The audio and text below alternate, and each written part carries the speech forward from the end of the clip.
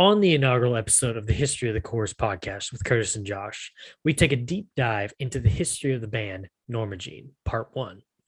Make sure to follow us on Twitter at IsSurviveByPro for news and new episode postings. And make sure to tell us what you think of the show by leaving us a review and a comment on whatever podcast service you're using. So without further ado, let's start the show. The devil is in Atlanta, army surrounded.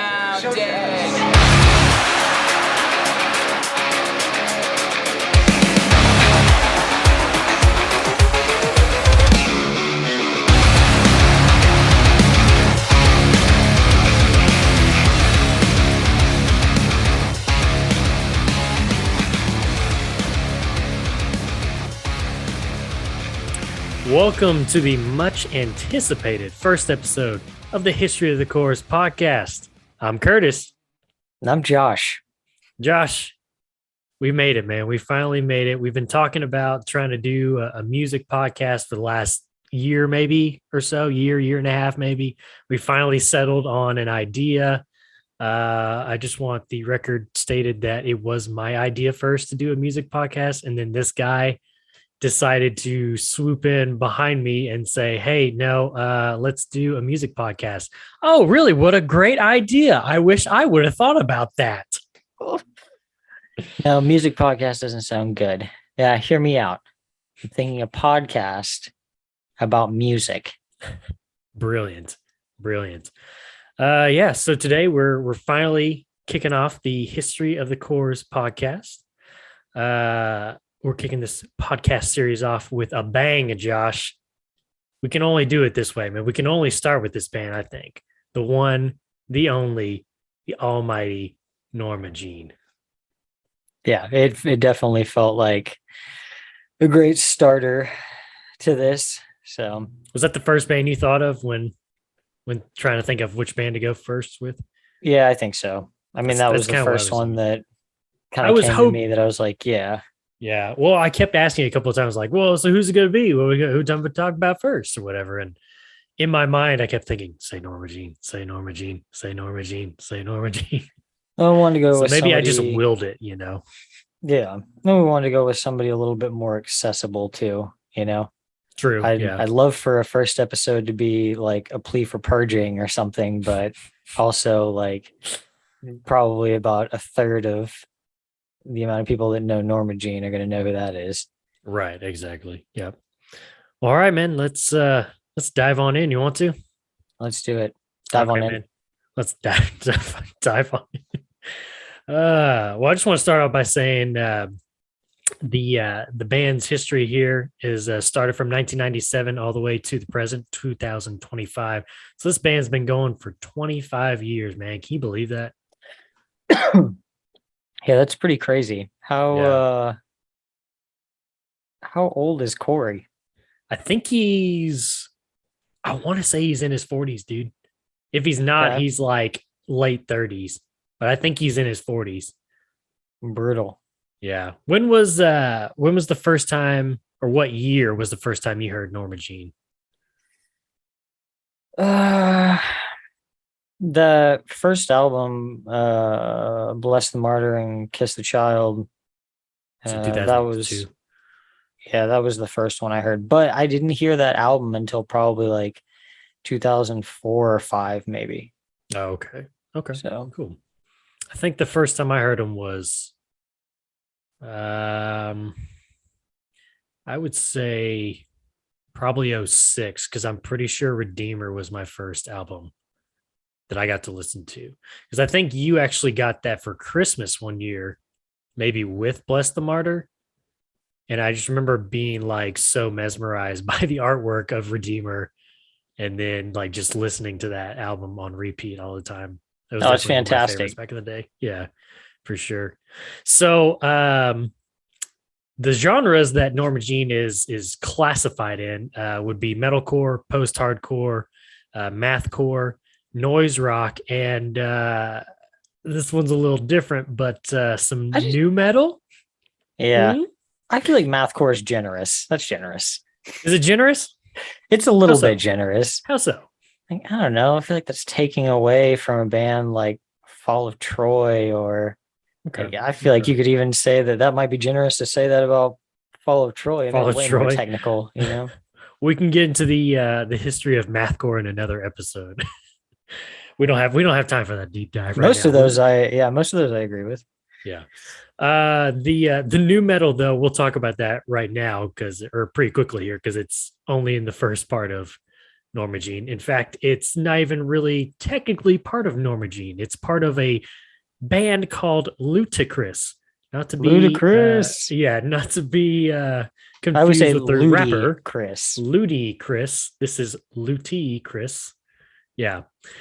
So the band was formed in 1997 in Douglasville, Georgia. Shout out to anyone that is listening to this podcast currently in Douglasville, Georgia.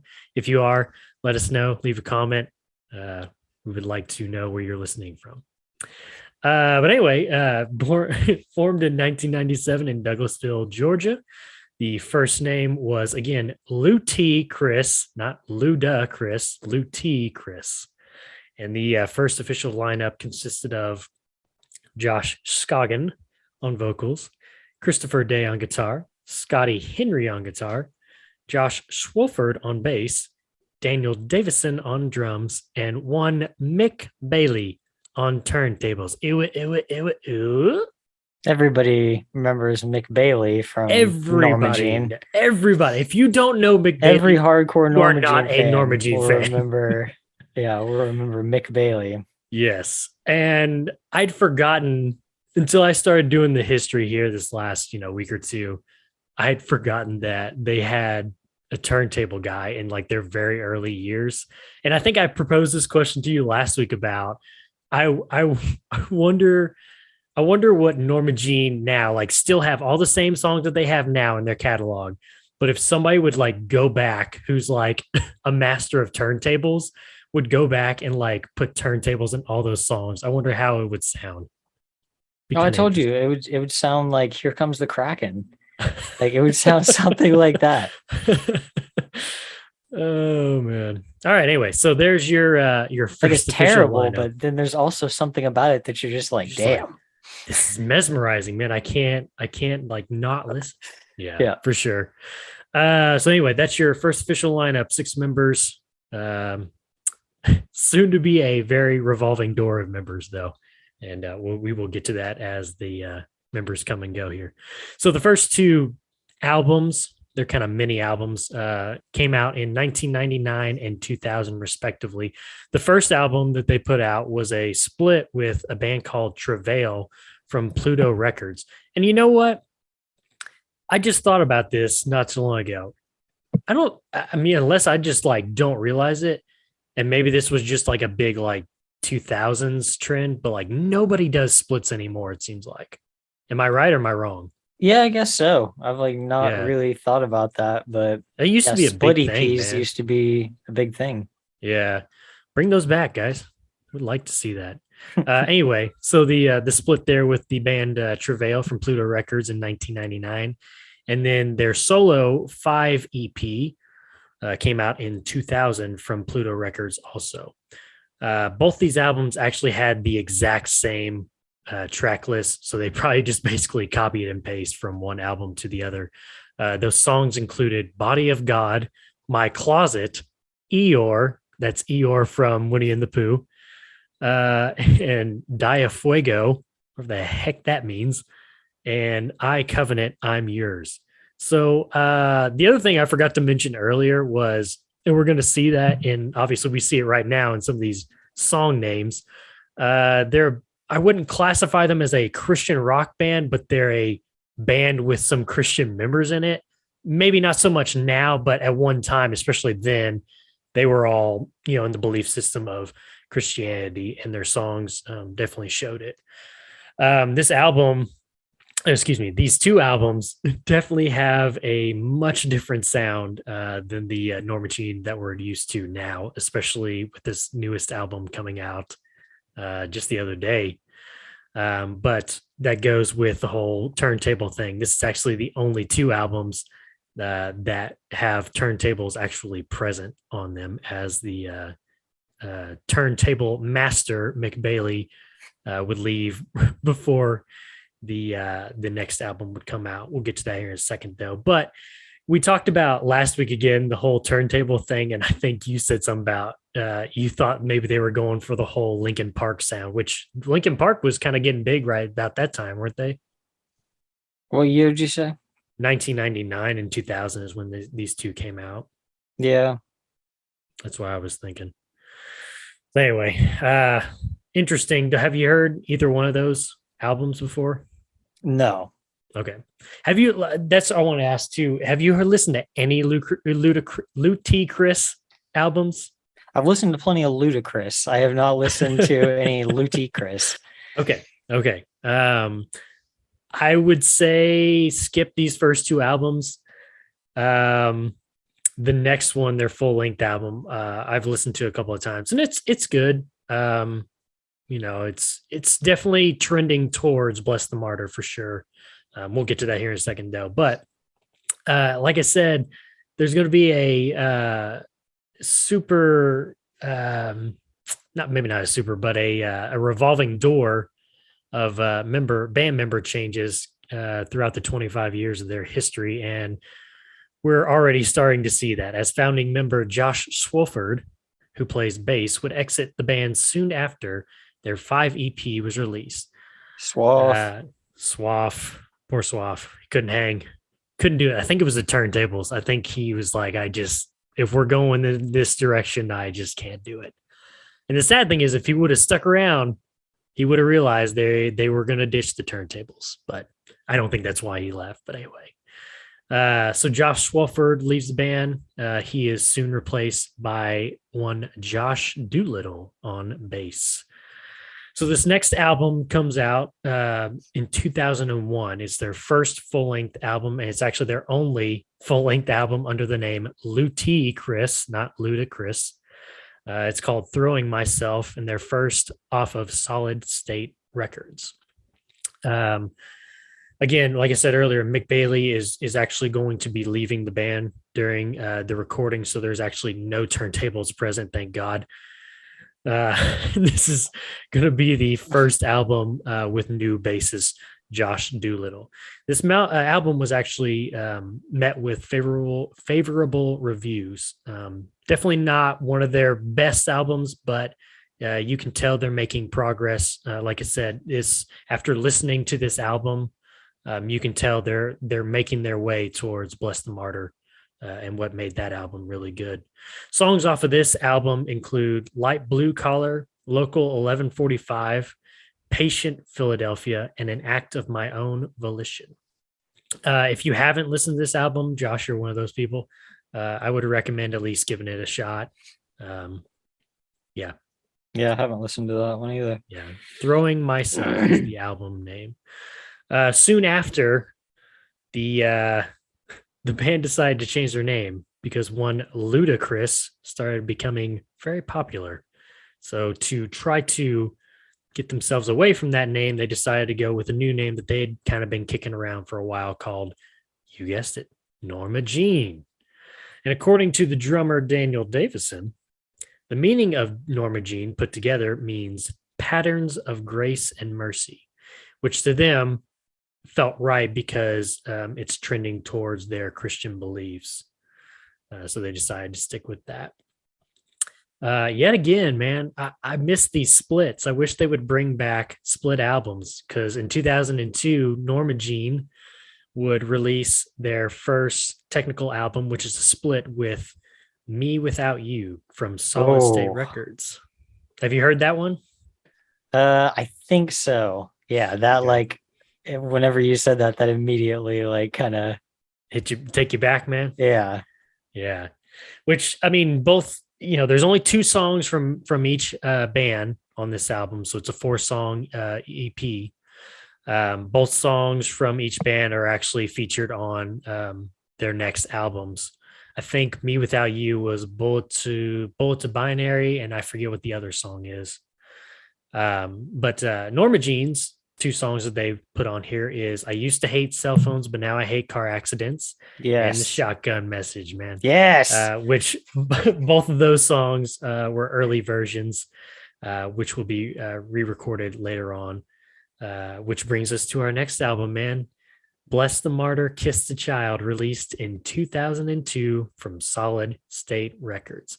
What was your thought on hearing this album for the first time, Josh? I'd never really heard anything like, the Chariot doesn't exist yet. So like I've not really heard anything like this at that point. Like a lot of those bands that like were either kind of in their own genre or in a genre that I wasn't familiar with. I remember like all the first bands, Right. And this was the first one kind of like them, like very chaotic, very underproduced. There's a deal I read where Scoggins swears that there was no computers used in the making of this album. So I guess it would be all old tapes, maybe. I don't know how they would have done that. But he swears up and down they did not use computers on this album. Which I don't know if that lends to the rawness of it, maybe. I don't know. Yeah. Huh. I don't know how much I believe that, but yeah. All right. So another question that comes up after you said all that, did you find Norma Jean through the Chariot and Josh Scoggin?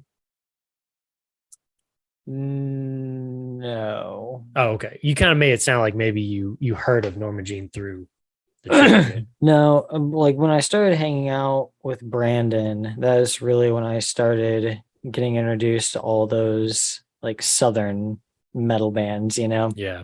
Shout out to Brandon. Yeah, like Norma Jean. And it was like, I guess I got into Norma Jean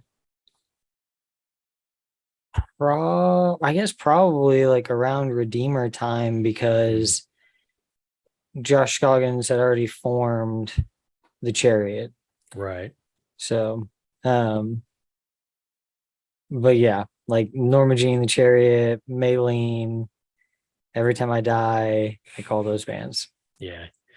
Well, this is going to be the first full-length album put out under the new name Norma Jean.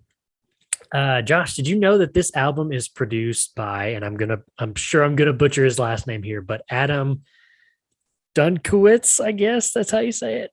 He's the guitarist from Killswitch Engaged. No, but I know he does he does a lot of that, and he's been involved with several bands like did he do Under Oath's early albums? I think he produced They're Only Chasing Safety.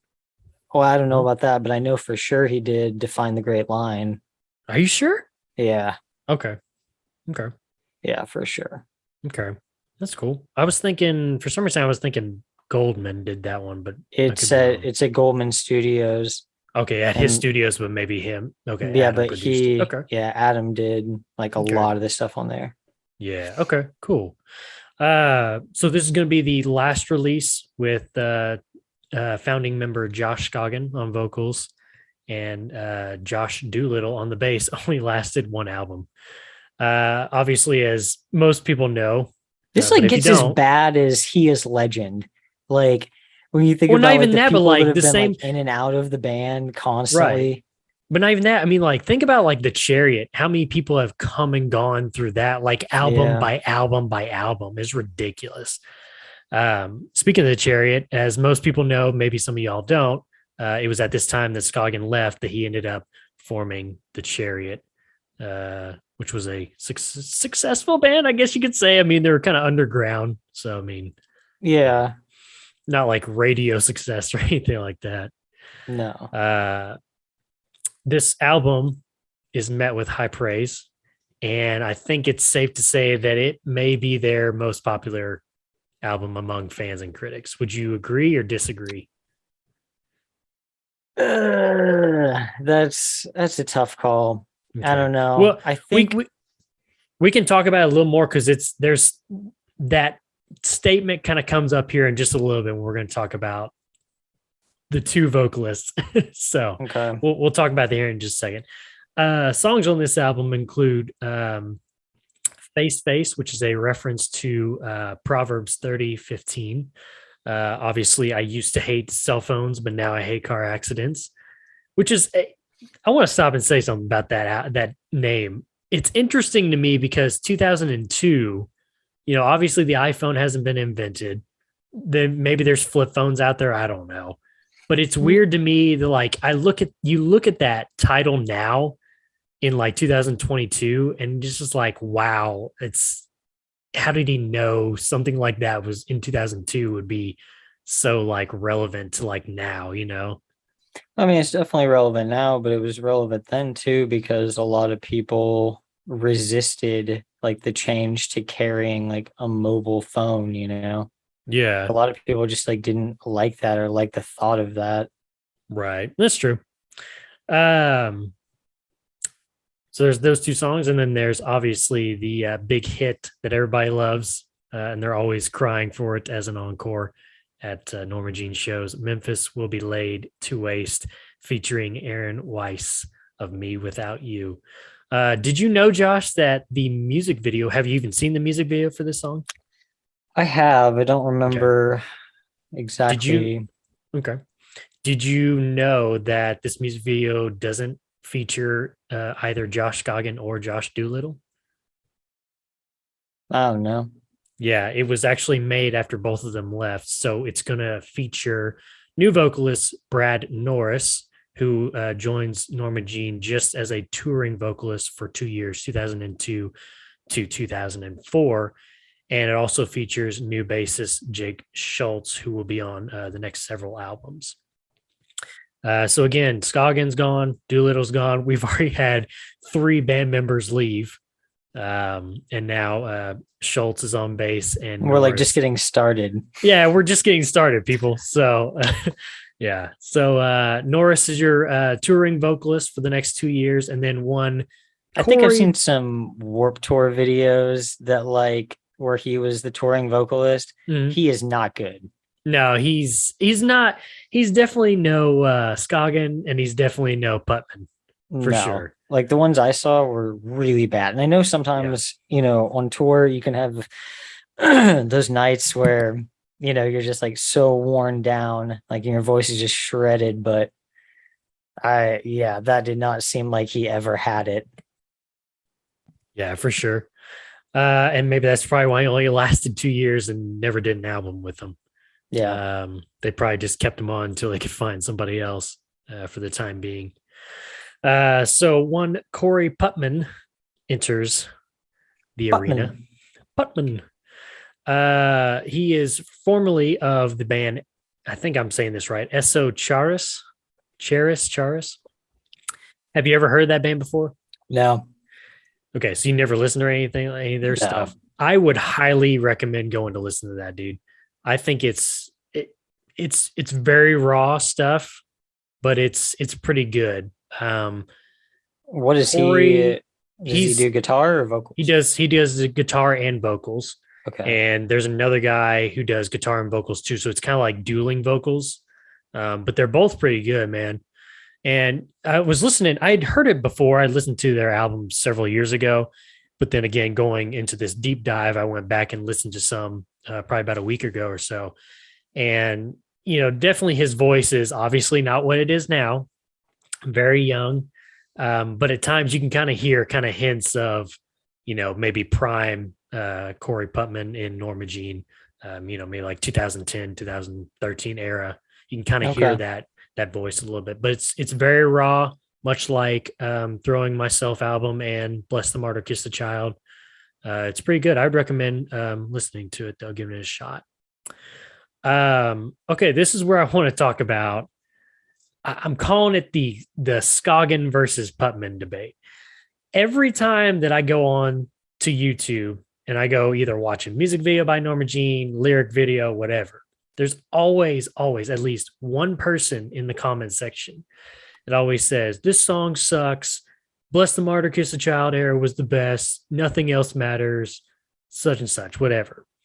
And so there seems to be this group of people. I'm not saying it's massive, but there's some type of group of people out there that have just hung on to Bless the Martyr, Kiss the Child, and Josh Scoggin being the vocalist of Norma Jean, and just said, screw everything else after that. We don't like Putman.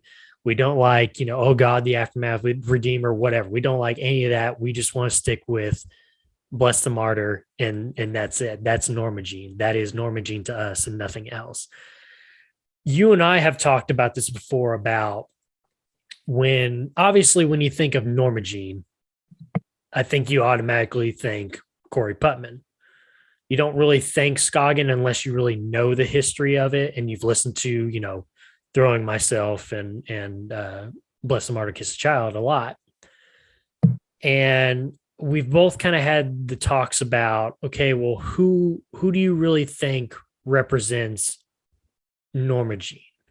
Is it Corey Putman or is it Josh Scoggin? Who knows what Norma Jean would be if Josh Scoggin wouldn't have left Norma Jean and went to go do the Chariot? If he still was with Norma Jean today, God knows what they would sound like now. I feel like they just sound going back to like the Chariot. Well, probably so, man. Which probably wouldn't be a bad idea. But then at the same time, then we wouldn't have two good bands, Norma Jean and the Chariot. I don't know. I just kind of feel like there's this group that just is just hanging on for dear life to the Bless the Martyr era, and just they, for some reason, I don't know why, just don't like Corey Putman and his vocals. And I feel like Corey came in and he took them to a new level. To me personally, I think he really, sometimes you can get a new vocalist in a band and it can turn sour. It's just like, this, obviously it doesn't sound the same, but it's just like, it doesn't sound like it's going in a good direction. You know what I'm saying? And I feel like Corey really elevated album after album after album, especially with the growth of his voice. I was thinking the other day, listening to Oh God, the Aftermath, it really sounds like, to me, his vocals almost sound like he's cupping the microphone and just kind of like, I don't know, just kind of like cupping it like that and screaming into it. It kind of sounds like, I don't know, it's weird sounding, Did that sound weird when I was doing that? Yes. Okay, yeah. So don't get me wrong, because I love Oh God, the Aftermath. That's honestly one of my favorite albums by Norma Jean. But I feel like he really kind of hit his stride once he got to Redeemer and then so on and so forth. And so I just feel like, nothing against Scoggin, because again, it's like, he's a good vocalist and I like him, and Bless the Martyr, Kiss the Child, but I really like the Chariot, and I'm glad he went on and did that in 68 also. But I really feel like Norma Jean is Putman's baby, even though, he didn't bear that child. He adopted it basically, What do you think? I just think that that's a really like stupid hill. Like the people who don't like it, like the people who prefer Scoggins and that era, the Bless the Martyr era. Like, I feel like that's a really stupid hill to die on, because you got another band. Okay. Scoggins went and did his own thing with the Chariot, and kind of in the same way that Putman, does everything for Norma Jean.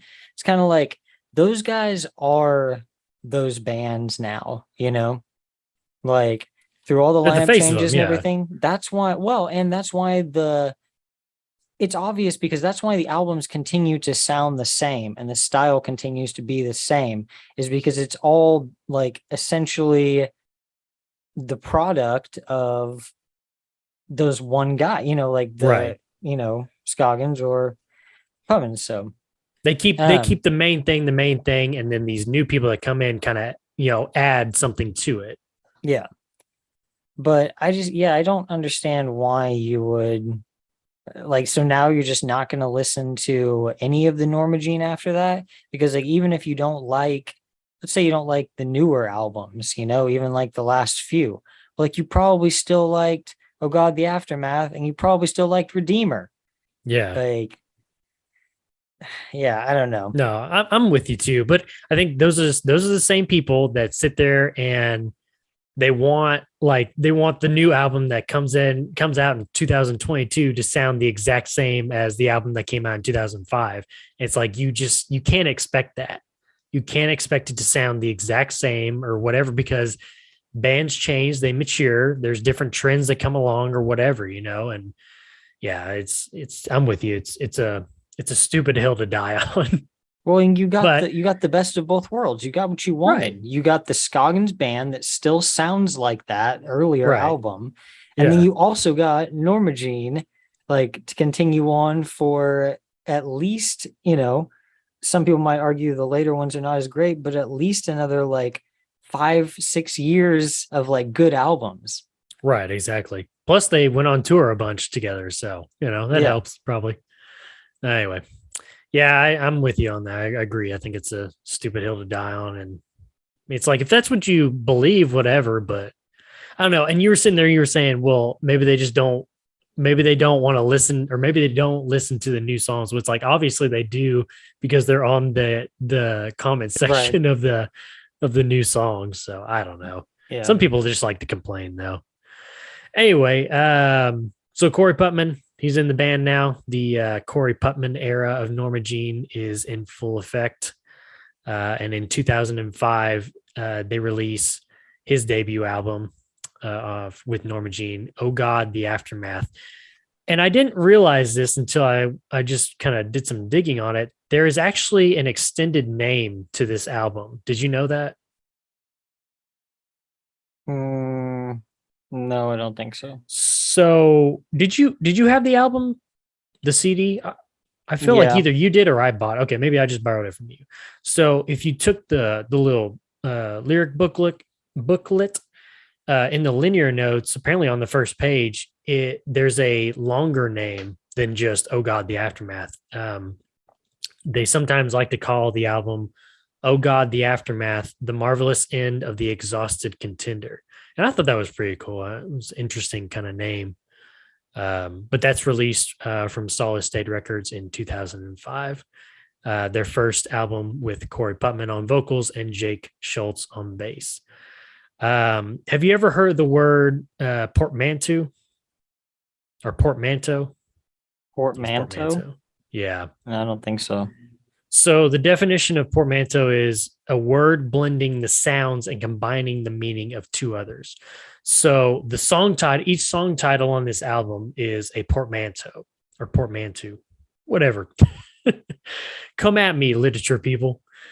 Some of the songs include Bayonet Work, Vultures, and Vivid Colors. So the one on that one is Bayonet and Network combined.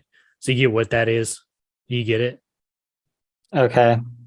So it's basically you're taking 2 or 3 words and just like putting them together. It's kind of like they're overlapping each other. Like all the titles of that album, right? Right. Yes. It's yeah, like Murderotica, Vertebrae. yeah. So again, like I said, yeah, Bayonet Work, Liar Cynic, creating a universe of discourse, which is Liar and Arsenic. You also got the Disconnect Tie. 10-minute anthem, man. I love this song, Disconnect Tie, the Faithful Vampire.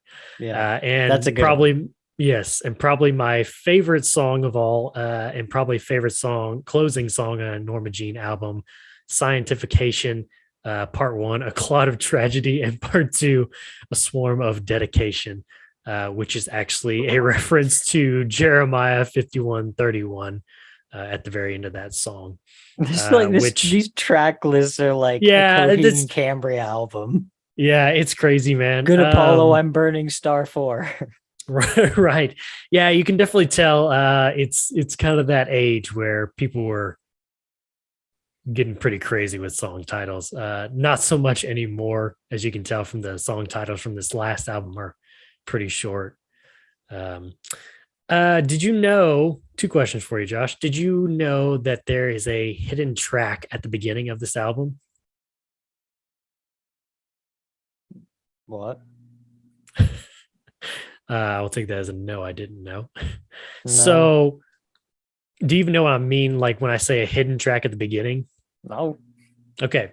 So if you had the CD, you put it in, if you hit the reverse button on the first song, it'll go, the album will go into the negatives.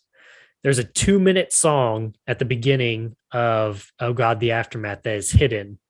And it's actually, I believe it's a Nirvana cover, and it's just an instrumental. It's pretty crazy. You can look it up on YouTube. Somebody's put the song up there. Just look up Norma Jean hidden track, maybe from Oh God, the Aftermath. You'll see the Oh God, the Aftermath logo, and you'll know it's the right one. But from what I could tell from doing some research, it's believed to be a Nirvana cover, instrumental Nirvana cover, from a song that was actually on a Nirvana DVD, that was like playing in the background on like the title screen, like the DVD main menu or whatever. What? Pretty crazy. Look at the song though. It's pretty good. It's a nice little, there's a little instrumental, kind of going crazy there with some feedback and such. Did you also know that there's actually a bonus track on this album? No,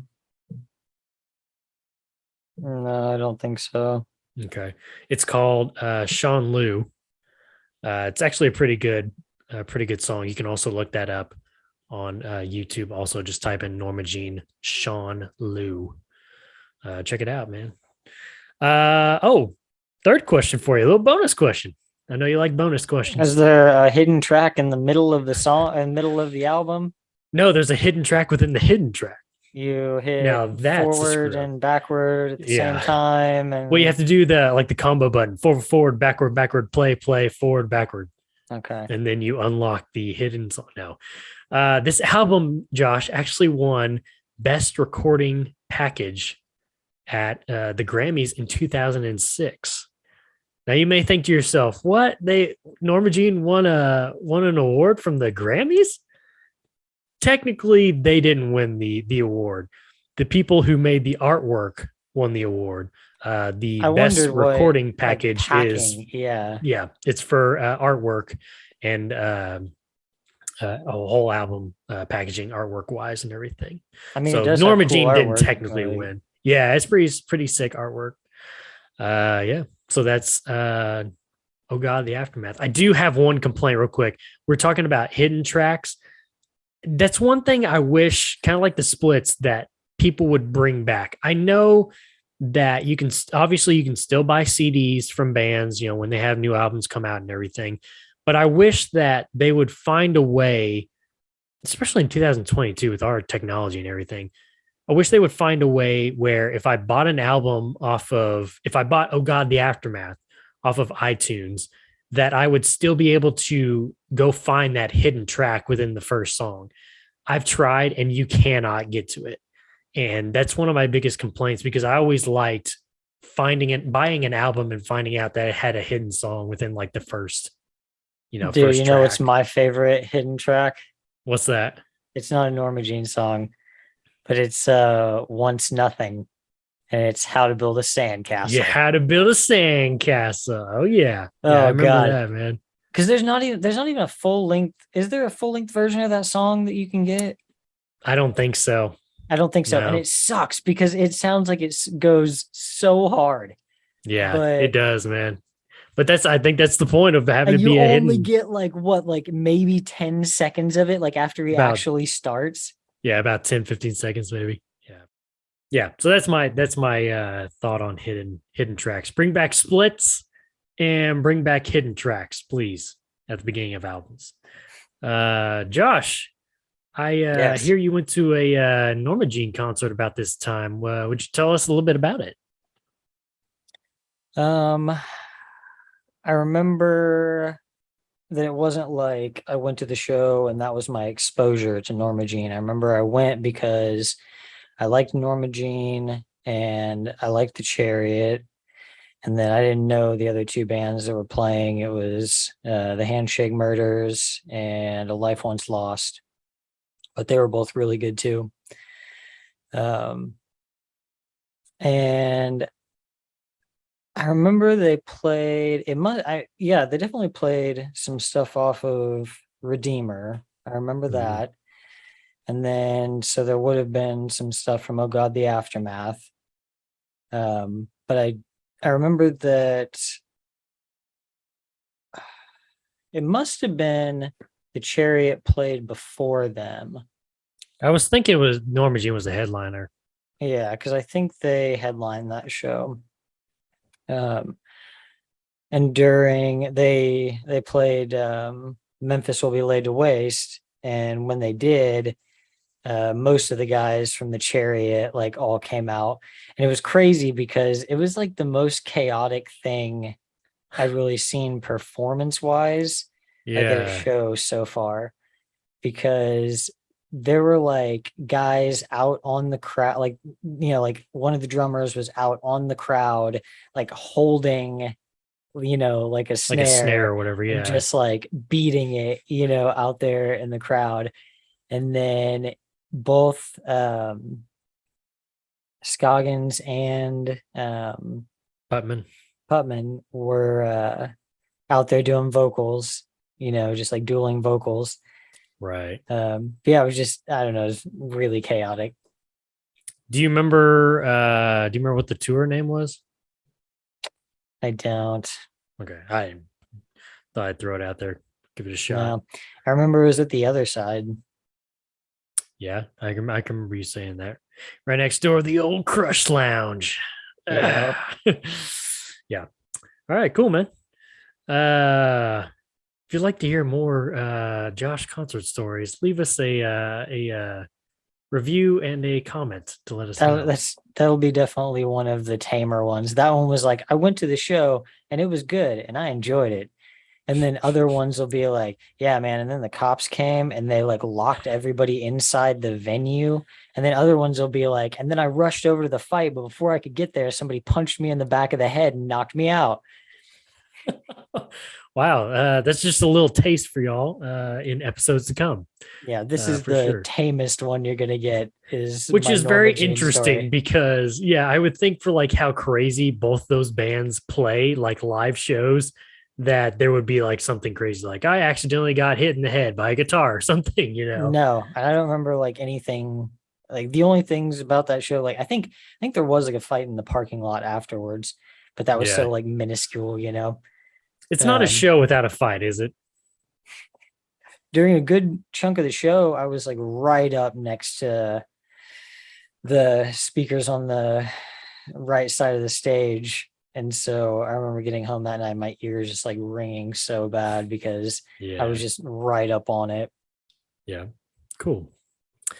All righty, man. Well, that takes us, as you mentioned, Redeemer, which is released in 2006 from Solid State Records. This is actually going to be the final album with founding member Daniel Davison on drums. And me personally, I feel like I love Daniel Davison as a drummer.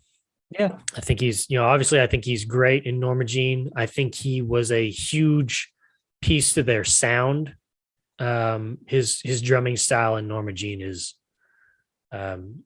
very different. I feel like maybe I shouldn't say maybe different, but it's very unique to me. I feel like, I thought he was really good in Every Time I Die when he was with them for a little bit. And even for the one album with Under Oath, I thought he was pretty good too.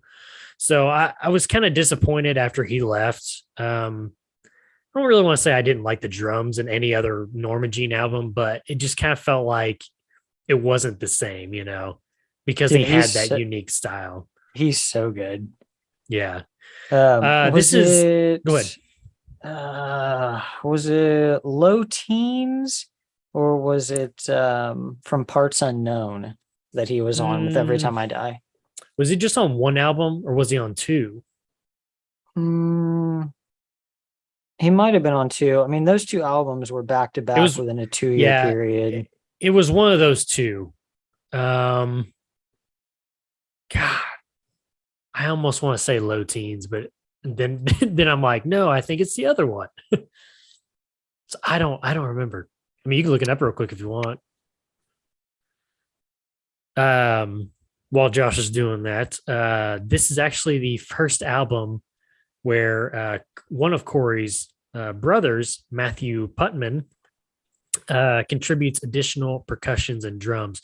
We're actually going to see Matthew's name and their other brother Adam Putman come up several times in the next several several albums for Norma Jean as they contribute different instruments. I think even at one point Matthew starts contributing songwriting and producing to several Norma Jean albums. Again, kind of like what I said earlier in the podcast, this album's artwork really drew me in. It's simple, but it's just weird and interesting. It's a painting of a girl being attacked by, I guess, a crow. I mean, it's a bird, but I think it's a crow, right? Yeah, it's a crow or a raven. A raven. I think it's a raven. Now that I think about it, I think it's a raven.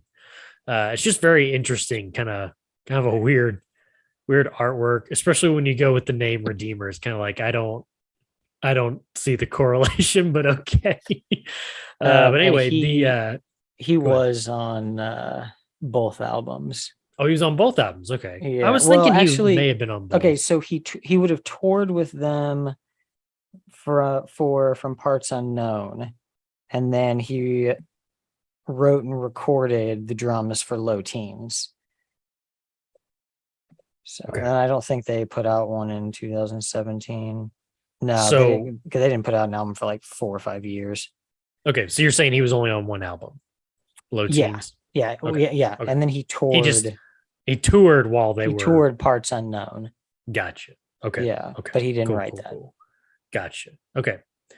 Back to the album artwork, though. This iconic album artwork was painted by vocalist Shannon Crawford of Cellophane and Monster and the Machine. Have you heard of either one of these bands? Monster and the Machine sounds familiar. Yeah, that's what I was thinking too, but I really didn't go too deep into that because I had way too much information on Norma Jean to try to figure out. Right. But anyway, I just thought that was kind of interesting. Other, yeah. Yeah, I was like, I'm not going down that rabbit hole. Anyway, this album is met with highly favorable reviews and contains songs like the smash hit intro song, A Grand Scene for a Color Film. I love the chorus where he talks about breaking out the shotguns and going to town. Yes. I always thought that was sick because that was the first song I ever heard from them. It also includes A Small Spark versus a Great Forest Fire, which is reference to James 3 verses 5 through 12. And also includes Songs Sound Much Sadder. Josh, did you know that song was actually co-written by one Timothy McTague of Under Oath? I did not. Yeah, I always thought that was pretty interesting. And then last but not least, The End of All Things will be televised, which just screams the anthem, Josh. Tonight, the South is on fire, which I believe we can both agree at this point, the Corey Putman era of Norma Jean is on fire, much like the song. Yeah.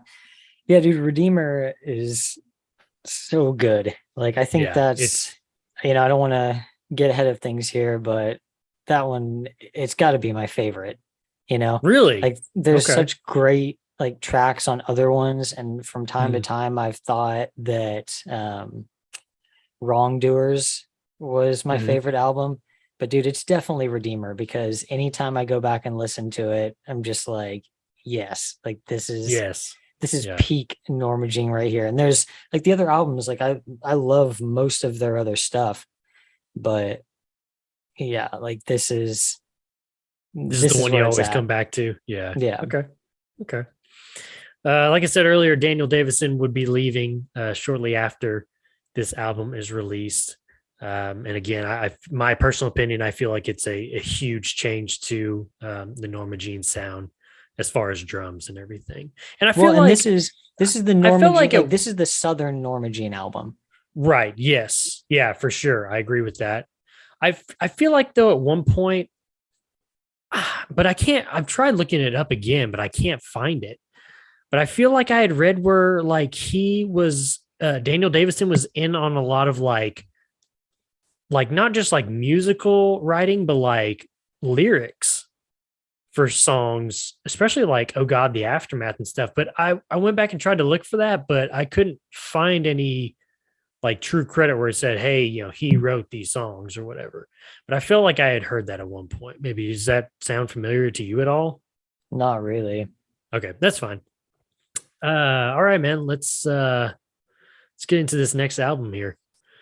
2008 would bring us The Anti-Mother, or otherwise known as Norma Jean versus The Anti-Mother from Solid State Records. This is actually going to be the first album with new drummer Chris Rains. He's going to be on for this album and the next one. And I thought his drumming was pretty good, but again, it's no Daniel Davison. Nobody's going to be as good as Daniel Davison, I feel like, in Norma Jean. No, dude, he helped pump out like some of the best albums, like even down the road, like in other bands.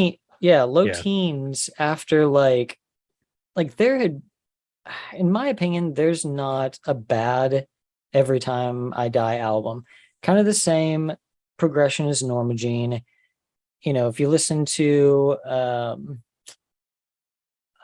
is it the burial plot or the plot to, it's the very first Every Time I Die album, the Burial Plot Bidding War.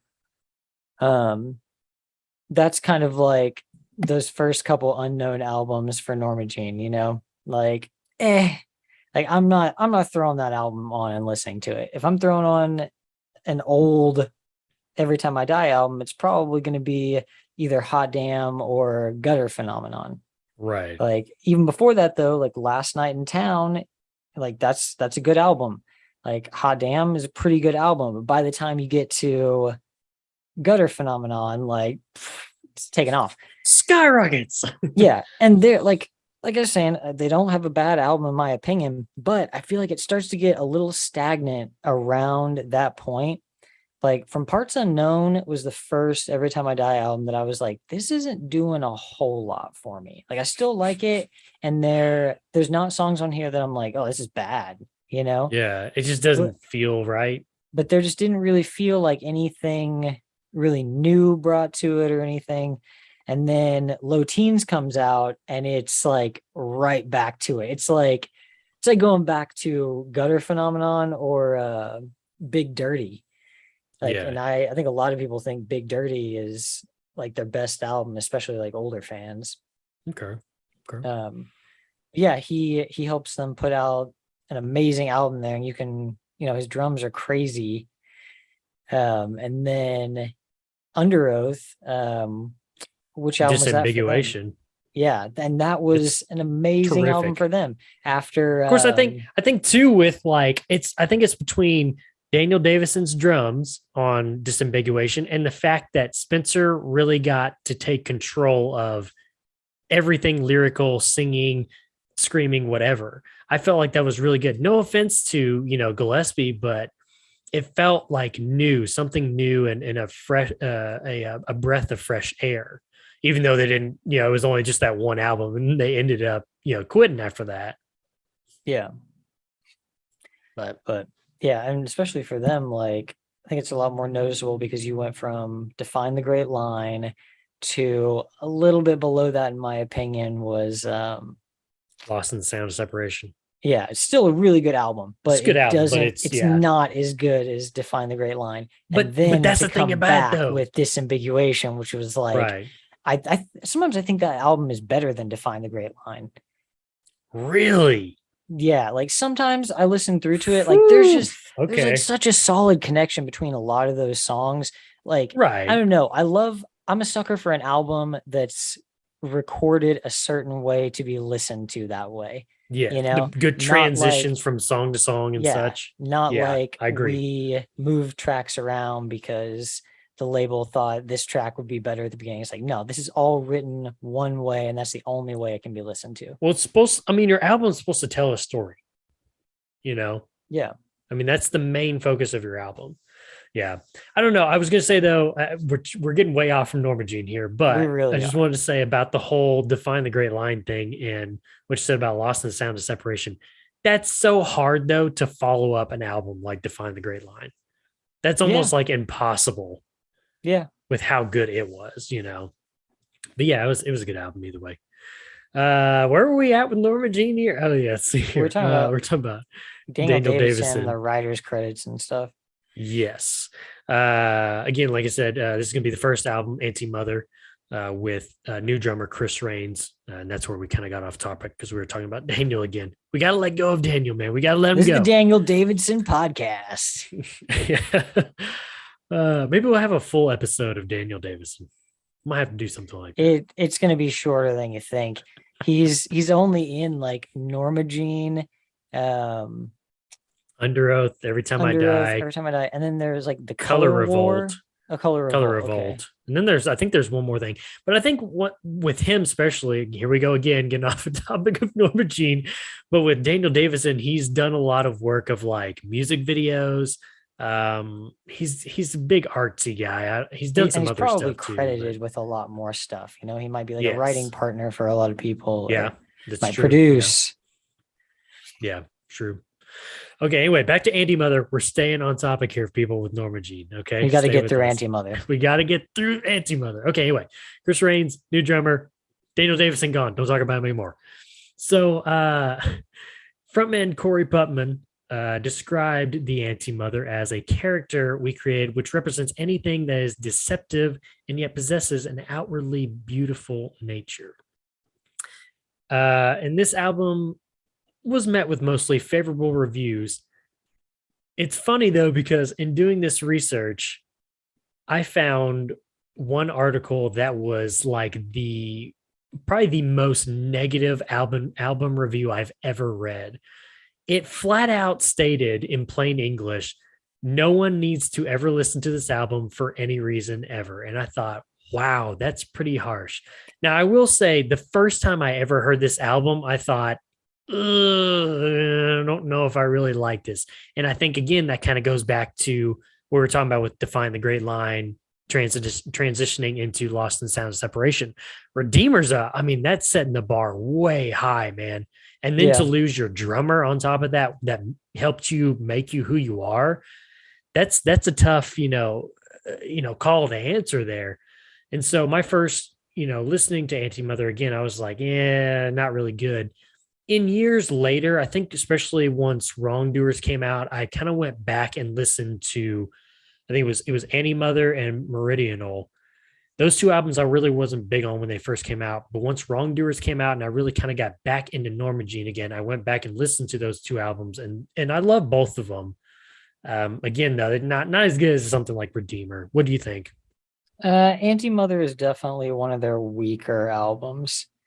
It almost feels, it's definitely like, it feels kind of like an experimental album, kind of like they're really trying to find like a new sound, after losing another founding member, because this album features a lot of not guest vocal spots or guest guitar spots or anything like that, but a lot of collaborations with different artists. So these artists came in and actually wrote some of these songs with Norma Jean.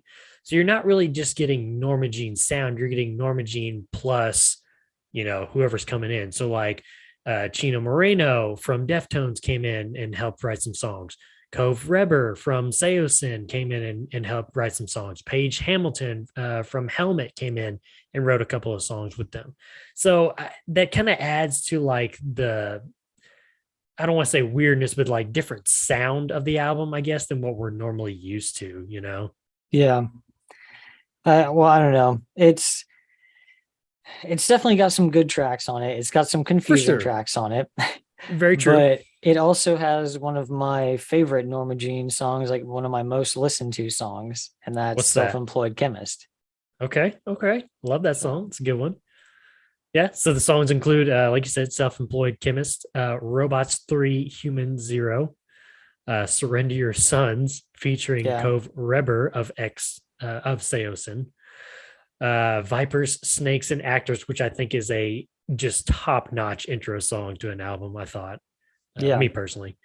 And then one of my favorite songs to end a Norma Jean album, and There Will Be a Swarm of Hornets, which features a lot of different people on it, almost like everybody who ever added anything to this album came in on this song, especially in like the gang vocal parts or whatever. And there's more people than just the three names that I mentioned. I think there's like 3 or 4 girls that came in. I've never even heard of them, but they came in and helped write some songs too. So it's definitely, kind of an experimental album, definitely off the beaten path that was Norma Jean, that we know of. Still a good album, but I agree with you. It's definitely not their best for sure.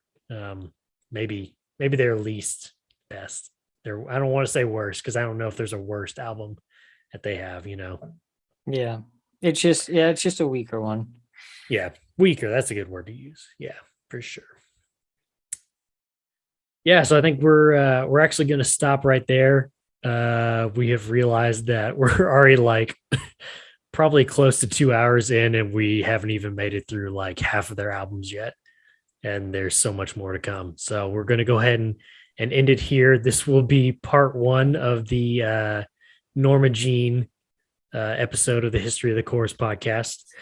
Make sure to follow us on Twitter at @issurvived_by_pro.